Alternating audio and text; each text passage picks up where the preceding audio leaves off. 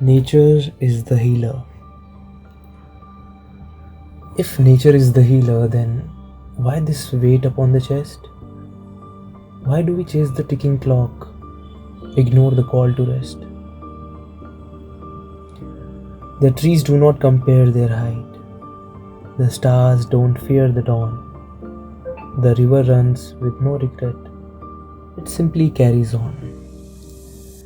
But we, with minds like racing storms, have built our world on speed, on futures bought with sleepless night, on hunger dressed as need. We dream of towers, taking grades of medal, names and goals, yet deep inside a quiet part just longs to not be told.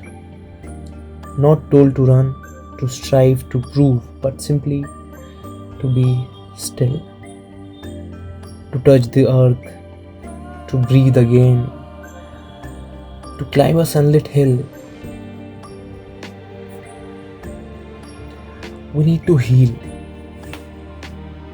For that, we need to help ourselves and let the nature do its job, because nature is the ultimate healer.